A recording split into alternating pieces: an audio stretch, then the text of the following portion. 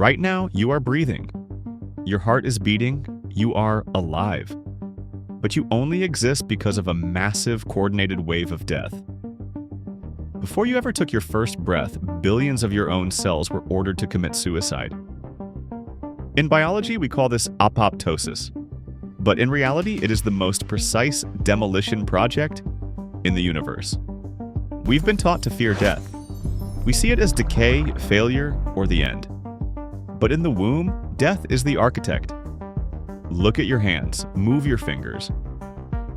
A few weeks after conception, you didn't have fingers. You had paddles, solid webbed clumps of tissue. To give you the grace to grip, to write, and to touch, millions of cells in those webs had to die. They didn't die by accident. They received a genetic execution order. They activated a family of assassin enzymes called caspases. These enzymes systematically shredded the cell's DNA and collapsed its structure from the inside out.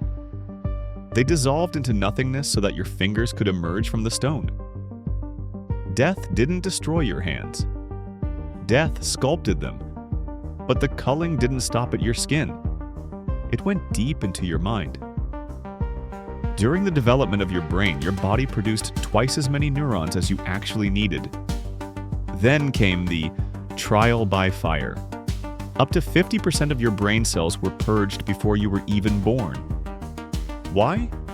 Because the great designer doesn't settle for clutter. Only the strongest connections, the most efficient pathways were allowed to remain. Your intelligence is not just a result of the cells you have, it's a result of the billions of cells you were smart enough to lose.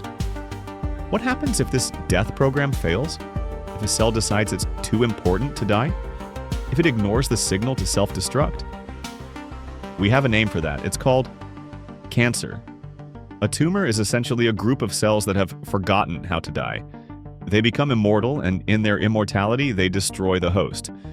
Without death, life becomes a chaotic, suffocating growth.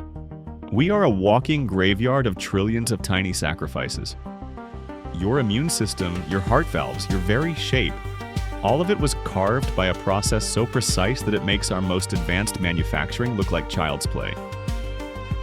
This isn't just biology. This is an intricate, pre-programmed symphony.